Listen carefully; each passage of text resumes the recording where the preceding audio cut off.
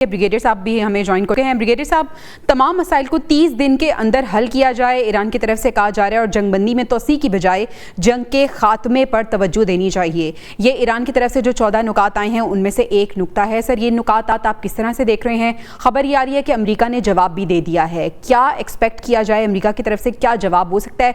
क्योंकि जंग का मुतहम्मिल अमेरिका भी नहीं हो सकता, ईरान भी चाहता है कि मामला जो है वो हल हो जाए। पाकिस्तान भरपूर सिफारती कोशिशें भी कर रहा है। क्या होने जा रहा है सर आगे? देखिए, इस वक्त जो सिचुएशन ऐसी है कि दोनों मुतहारिब कुव्वतें ईरान और अमेरिका इस वक्त उनकी ख्वाहिश यही है कि कोई एग्रीमेंट हो और वो किसी तरीके से इस मुश्किल सिचुएशन से निकले। ईरान की मुश्किल ये है कि उन पे ब्लॉकेड है जो उनको बहुत इकोनॉमिकली स्क्वीज कर रहा है।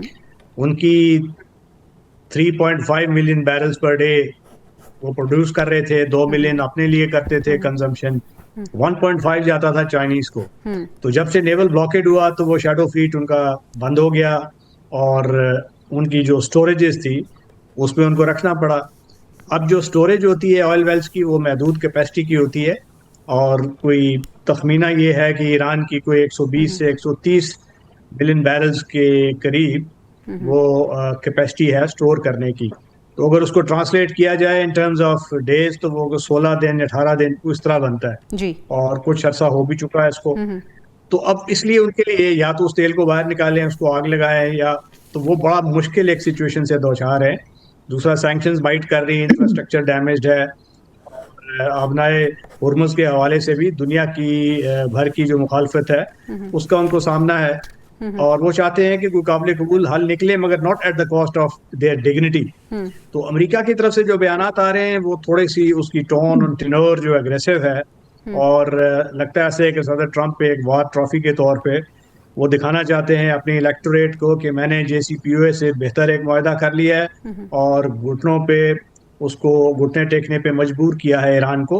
तो इस किस्म की अप्रोच की वजह से जो हार्ड लाइनर हैं पासदाराने इनकलाब में, उनका जो वो है मतमा नज़र वो मजीद हार्ड लाइन होता जाता है और जो मॉडरेट्स हैं जो डिसीजन लेना चाहते हैं तो उनका काम जो है वो दुश्वार हो जाता है। अब इसमें जो कल ट्वीट आई थी वो बड़ी मुबहम सी थी। उसमें एक तरफ तो उसको खोलने का इंदिया था, दूसरी साइड पे ये था कि अगर ना हुआ तो हम बजोरे ताकत वहां से गुजरेंगे। तो वो कैसे गुजरेंगे? उस पे नेवल ब्लॉकेड जो कि एक्ट ऑफ वॉर होता है, जो स्क्वीज कर रहा है जो ईरान को, उसका कोई जिक्र ही नहीं था। तो अगर कोई काबिल कबूल हल की तरफ जाना है तो अमेरिका को ब्लॉकेड को हटाना पड़ेगा। बिल्कुल सही ब्रिगेडियर साहब।